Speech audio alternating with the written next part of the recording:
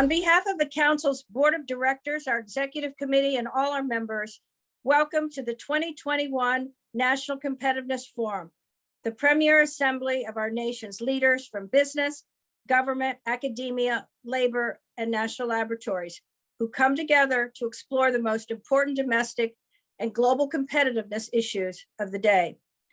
They come together to consider the challenges of tomorrow, those emerging on the horizon, and to identify new pathways to greater economic growth, productivity, prosperity, and security for all Americans. For more than 3 decades, the Council has championed a competitiveness agenda for the United States to ensure U.S. global economic and technology leadership, attract investment, build our talent base, and spur the commercialization of new ideas and technologies. The Council's mission remains vital, and many of the issues we are addressing today are becoming ever more urgent. We must leverage for economic impact and national security the revolutionary technologies that are disrupting the economy, business, markets, jobs, geopolitical shifts, and global competition. We must hone our competitive edge in the face of an increasingly aggressive, ambitious, and assertive China. We must expand the footprint of economic opportunity to engage Americans being left behind due to the lack of education, skills, and access. And we must increase sustainability in all the ways to ensure that we use our planet's precious natural resources for generations to come. 1 year ago, the Council's flagship National Commission on Innovation and Competitiveness Frontiers released its first report, Competing in the Next Economy, which details these critical challenges. The Commission put forth a set of concrete recommendations for the new administration, Congress, governors, and other critical stakeholders across America to address these challenges and to capture the opportunities of a new age of discovery and innovation unfolding before our eyes. In the past year, the Council was called upon by the Biden administration, senior members of Congress, and their staffs to provide policy guidance and bring a powerful multi-sector and private sector nonpartisan voice for charting the path forward for American competitiveness. We worked with the staffs of Senator Schumer and Young in developing the bipartisan U.S. Innovation and Competition Act. The Council leveraged the power of being virtual to engage with other key leaders on the Hill, including House Majority Leader Steny Hoyer and Senators Tim Scott, Chris Coons, Mark Warner, and their personal and key committee staffs.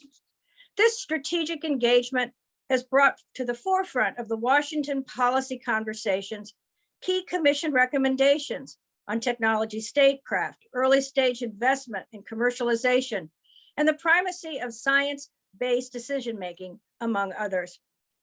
And with our longstanding COC member and partner, Panch Panchanatham, confirmed last year as the new director of the National Science Foundation, we work to secure passage of the U.S. Innovation and Competitiveness Act that will open up a new era for NSF and expand collaboration with industry and our national labs. This groundbreaking act establishes a new director for technology and innovation, authorizing some $29 billion over the next 5 years for R&D, innovation centers, academic technology transfer, test beds, scholarships, and fellowships. Over the summer, Council Chairman and CEO of Bank of America, Brian Moynihan, welcomed U.S. Secretary of Energy Granholm and U.S. Secretary of Commerce Raimondo to the summer meeting of the Council's Executive Committee and National Commissioners. Secretary Granholm outlined the Biden administration's aggressive, important climate goals and her vision for the role innovation will play in achieving them. She encouraged the Council and our national commissioners to continue to educate Congress on the importance of infrastructure, the work of our crown jewel national laboratories, and how they are contributing to the development and deployment of clean energy technologies, as well, of course, as the exponential technologies of supercomputing, quantum platforms, AI, the convergence of biotech and materials in partnership with academia and industry. Secretary Raimondo discussed Department of Commerce efforts to boost U.S. competitiveness through talent cultivation, R&D investment, and technology deployment. And very importantly, expanding the footprint of innovation ecosystems across the country, with the department launching major new investments for strategic partnerships for place-based innovation to bring new parts of the country into the innovation ecosystem.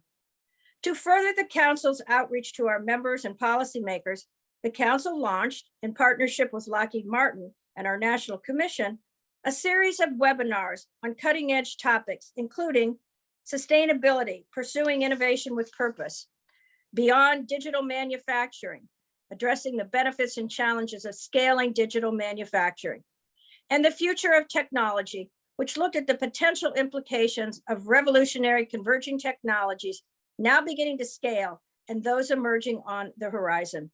Importantly, these public-private policy discussions set the stage for introducing new ideas that will shape the second phase of the National Commission as we move into 2022. The Council this year also launched our new monthly newsletter, Compete, Council Compete, which highlights new members, upcoming programs, events, and member activities. And as called for by the commissioners at our launch meeting in August of 2019, the Council has made great progress in our social media campaign that features key competitiveness themes, highlights of our findings, and promotes the Council's recommendations. As Council President, I have further amplified the work of the Council and our National Commission through my monthly Forbes.com column, focusing on critical competitiveness issues and priorities. The Forbes column has attracted thousands of views and now serves as a digital platform to promote key Council priorities and findings, such as investing in the nation's innovation infrastructure, the need for a national strategy to secure and lead in advanced microelectronics and next generation manufacturing in America, how the economy reorganizes and transforms work when disruptive technologies scale, and the need for a new strategic U.S. global technology statecraft as a top foreign policy priority, an imperative that was acknowledged by Secretary of State Blinken in his Global Technology Summit speech earlier this year. In concert with the work of the National Commission, the Council turbocharged our engagement through our longstanding flagship initiative, the Technology Leadership and Strategy Initiative. We brought key government leaders to conversations with our members, including Dr. Victoria Coleman, the Chief Scientist at the Air Force, Dr. Vanessa Chan, the Department of Energy's Chief Commercialization Officer, and Dr. Heidi Shyu, the Undersecretary of Defense for all Research and Engineering and Chief Technology Officer for the Department of Defense, who, by the way, highlighted the Council's Next Economy report in her Senate confirmation hearing. These leaders all emphasize the evolving strategic challenge the United States is facing and the urgent need to accelerate U.S. technology development and deployment, and to utilize the pivotal role of CTOs across all organizations. The Council's University Leadership Forum, bringing together our preeminent university presidents across the nation, is actively engaging as well on these critical competitiveness issues through the lens and perspective of higher education. The forum issued two major statements outlining steps colleagues and universities can and should take to address research security and to champion the importance of building sustainability and resiliency of the research enterprise as pivotal to U.S. competitiveness. The University Forum's agenda and invitation to collaborate were welcomed by the Deputy Director of the White House Office of Science and Technology and the Department of Justice team working on academic security and foreign influence in the context of the U.S. research enterprise. Moreover, with planned boosts in STEM education and training, the forum is developing a video campaign on a very important issue the Council has long championed, namely the importance of merging the STEM, the liberal arts, humanities, social sciences for a 21st century education and to prepare the next generation to compete and prosper in the global economy. Looking beyond our borders, the Council has had a remarkable year with its international engagement and collaboration around the world. The Council continues to serve as the Secretariat and on the board of the Global Federation of Competitiveness Councils, an organization we founded over 10 years ago to be the world's premier global network and collaborative platform for sharing knowledges and practices on competitiveness policies and strategies, and every year issuing a powerful statement of global principles on what drives competitiveness. As the GFCC marked its 10th anniversary of our Global Innovation Summit last week, during a virtual summit chaired by the GFCC chairman, Chad Holliday, and throughout the sweep of the pandemic, the GFCC launched major new thought leadership initiatives, including its Frame the Future initiative, addressing global competitiveness through the converging lenses of innovation, sustainability, resiliency, inclusiveness, and partnerships. Looking to the future on the Council's 2020 agenda, we will reconvene and reinvigorate our commission working groups that worked so hard during 2020 to support the work that led to the Next Economy report. We're going to start working and developing new thought leadership, new research, and deep dives into critical issues such as the future of sustainability writ large, particularly the sustainability of production and consumption, and the emerging new economic metrics and performance standards that will drive investment and performance in the clean energy economy. The future of US leadership in advanced microelectronics, and the resurgence of a US-based electronics manufacturing capability. Place-based innovation to expand the footprint of innovation-driven growth across the country and bring more regions and more diverse Americans into the innovation systems that determine our future. And we will continue to work and have deep, deep dives into the future of work that has been radically transformed during the pandemic, but ever more so with the rapid adoption of the accelerated technologies of autonomy, of robots, artificial intelligence, all permeating every sector of the economy. As the Council's board and executive committee has informed the Council, we will work to advance what we learned during this unprecedented period of challenge, turbulence, and disruption over the last almost 2 years. Here are some of the key learnings that we really will bring to our work. One, our nation was put to the test, and that yes, we revealed economic and competitiveness and resiliency strengths, but also brought into stark reality were many of the foundational and systemic weaknesses that we must address with new, innovative, inclusive solutions. We learned that our supply chains are fragile and fracture under pressure. All businesses and the government working together must find ways to ensure the integrity of supply chains for critical goods, to better manage big swings in supply and demand, and to turbocharge our efforts to harden cyber infrastructure from malicious, ongoing, accelerated attacks. The digital divide is a digital disaster for many in our nation. The world is moving to online platforms for knowledge, work, accessing job opportunities, education, and all services. Yet too many Americans in rural areas and low-income communities do not have such access to the digital future. The Council applauds the recent passage of the bipartisan infrastructure legislation that contains billions of dollars to address this problem that, again, mirrors in many ways our quest and success in achieving literacy in the United States. We must achieve digital inclusiveness and access as well. We also learned that businesses, universities, and government can innovate much faster than we ever thought possible, transforming the manufacturing, their organizations, work processes, and quickly deploying new technologies than ever before.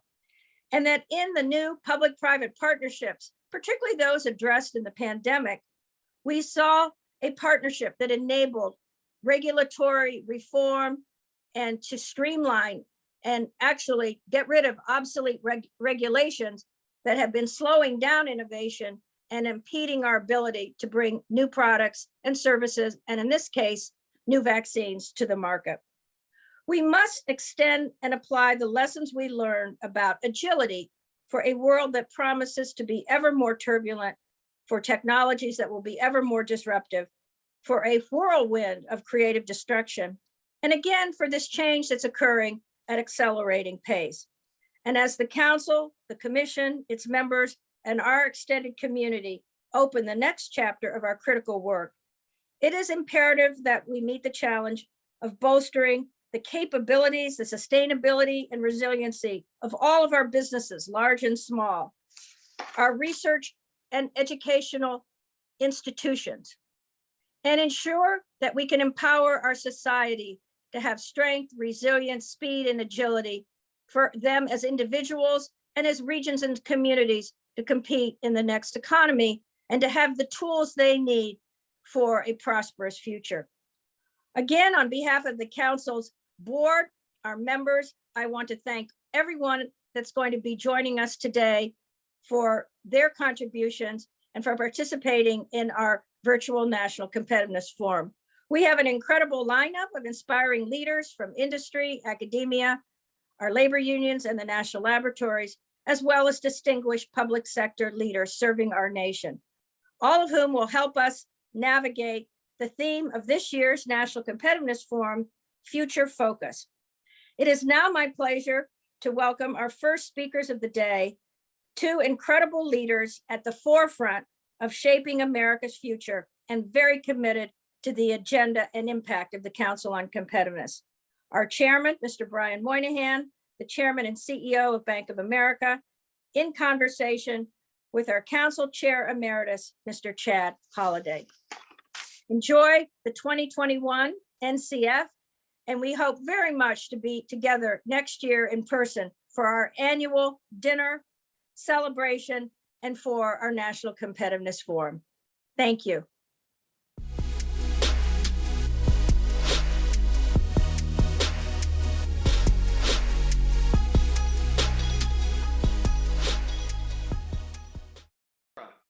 Thanks so much for that introduction and those accomplishments from the Council.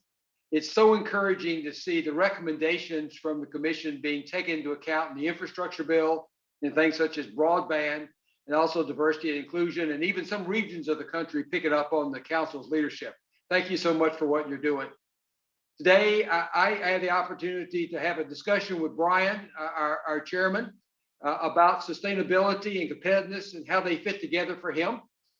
And so, Brian, could we start it off by just saying what motivated you to spend so much time on sustainability now with all the requirements you have at leading Bank of America and the Council on Competitiveness? Well, I think, it's been an honor, Chad, and thank you for getting me involved in the Council on Competitiveness, and to learn what it uniquely brings sort of fits up against sustainability very well. But at the end of the day, we need to all focus on sustainability because we got to make a just transition. We got to get from where we are today to where we need to be, and we need to do it relatively quickly. And that has to be just across, urban, rural, rich countries, poor countries, the private sector, the public sector, in all dimensions, and oil producing companies and renewable companies and everywhere in between. And so, who better to figure all that out than to have the wonderful combination of what we have in the Council on Competitiveness? And why should this be an agenda item? Energy for everyone. And Chad, we've worked on this for many years. Sustainable energy for everyone means that you can be competitive and grow. And who better than the Council on Competitiveness to help figure out that equation? Because we have research, we have the commercialization research in the private sector, we have labor in the sense that we've got Lonnie in the groups that can help us figure out how to reskill workers to help move from what they're working on today to what they need to work on. And in the end of the day, we got Deborah and the team on advocacy to put forth policies and practices and procedures and investments and incentives that we need from the public sector and the credibility to deliver it. So, sustainability is a huge issue for us to all get right. A just transition is a requirement. The Bank of America has $1 trillion financing commitment to help that transition take place. We're net neutral on today, and we're net zero by 2050. It's in our self-interest as a company, as an industry, and as all industry to get this right. And that's what I think this is wonderful. And by the way, for America, if we have great energy sources that are not subject to constraints on emissions, we are going to be in a much better competitive position than otherwise.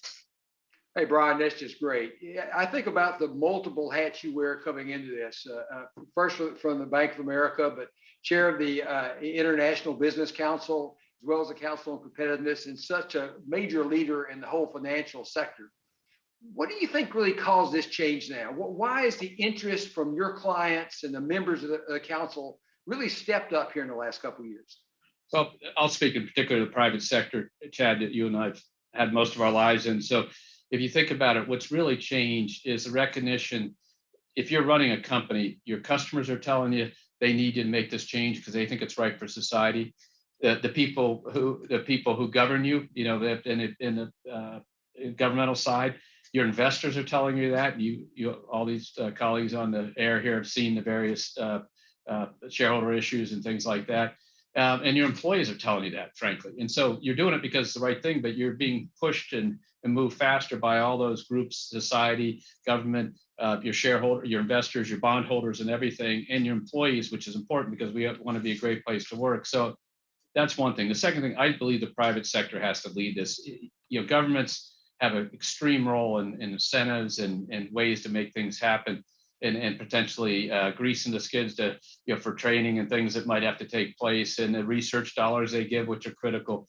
But at the end of the day, the amount of money needed here means the private sector has to make a change, and it's aligning your whole company to that change. And so in my role in the International Business Council or in the COC here, or in participating in the Business Roundtable, or the various other things I do, the Sustainable Markets Initiative, which His Royal Highness Prince Charles leads, which is 300 CEOs and a coalition willing, all that is private sector people are committing to it. And I think the easiest way to understand this, when a company commits to net zero, it's committing to tax itself on carbon or emissions until it eliminates them. And how does it eliminate them? It provide or neutralize them. It finds other sources of power. It works on its supply chain. It works on where its products go, and ultimately, when it can't solve all that, and it won't be able to solve it in the near term, then it has offsets that it buys, and those offsets are good. So when we spoke to the G7, I had an honor of addressing this G7 leaders in Cornwall, England. I addressed the G20 leaders in Rome, and sitting there in front of them, I said, "This is the private sector is moving. We're driving it. We don't need any money," and that's comforting to the government's ears. What we need is some mandates to help markets move faster, some incentives to help drive it, the role of the multilateral development banks, especially in emerging economies, to help us differently by ensuring risks we can't take. That's the kind of things in great research funding, which is important to this group. And those are the things we need. We don't need money because we're often moving. If you help us with that, we can even move faster. And so, the idea of all these coalitions and the willing to have emerged is tremendously important. But the base thing people have to understand is the private sector believes in the just transition. It believes it's got to help make it happen. And in fact, a net zero commitment drives activity in the private sector, which then provides commercialization of our research, provides a demand for products that are coming out of this innovation and things like that. Oh, that's encouraging. And it's nice the way you put the whole package together. But if you look at all those organizations you're a part of, they're all doing great work. What's unique about the Council on Competitiveness and this commission and what it's doing compared to all those others? Well, this is not only sustainability, but broadly, Chad, when you introduced me this, 6-8 years ago, whenever it was, I wasn't that aware of what it did. And John Collingwood is a great colleague of mine, said, "Hey, you ought to look at this." And Chad, you said, "Look at it." And I looked at it. But what is unique is this eco structure from, the great research labs and the great universities, labor, companies, and all of us thinking about how we can make America better. And so I think when this organization was born, 40 years ago, whatever it was, 30, 40 years ago, it was about competing with the Japanese in terms of core manufacturing and the ability to do things.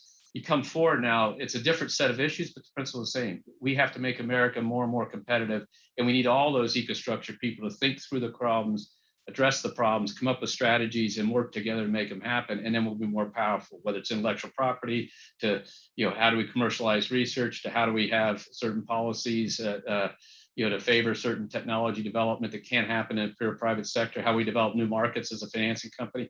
I think the COC just has unique aspects. And from what you described to me, what I see today, late now as chairman, it's been true through Deborah and the team do a great job, and Chad, but it's bringing it all together. And that requires, frankly, all of us that are members to make that happen, because there's only so many people at the staff. It's our job to make it come together. Oh, that's a great summary. My experience has been just like yours, but it's so unique having leading companies, great research universities, and organized labor all in the room together. And as you know, we have some great discussions. But at the end, the things we can agree on are really powerful. And I think that's why we see the administration adopting a number of the things we see. Ronnie, as you look at where we are today, how far are we on this journey? Are we just getting started, or are we well down the road? Well, in terms of the sustainability journey, I think is what you're talking about. Yes. I think the big change, I went to COP26, Chad, as you mentioned earlier, we were talking. There's been 25 of them. This was the 26th one. It's the first one I've been.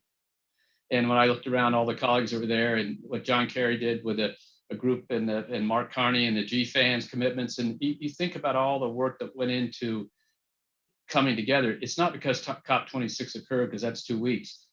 It's because the private sector has fundamentally decided to push here because it's the right thing to do. And that's what I think is different. So we're on the journey on commitments and attitude, and we got to make this happen. We got to be a just transition, fair to oil companies, fair to new energy companies, and everyone in between, all that type of things. It has to work for everybody. We have to have energy for countries to possess. I think we're in the 7, 8 on the commitment side. Unfortunately, we're in 1, 2 in terms of getting stuff done. And the link between those two is the hard research and technology and commercialization and understanding it and government policies. And that's where the COC helps link this together, and labor to help retrain this, reskill the capabilities of our labor to make this happen. People have to change what they're going to do. We all know that. We change all the time and across the board. So I think that COC has a wonderful position, but I'd say attitudinally, we're closer where we need to be. Execution, we just got to keep going. And I think when you have good attitude, the execution can follow. Well, that's a great summary. So for everybody participating today, the rest of this program is going to be fantastic. It's just going to build up that what Brian and I've been describing to you. I think you'll find it very useful. Thank you for being a part of it. Look forward to working with you at the COC. Thanks, Chad.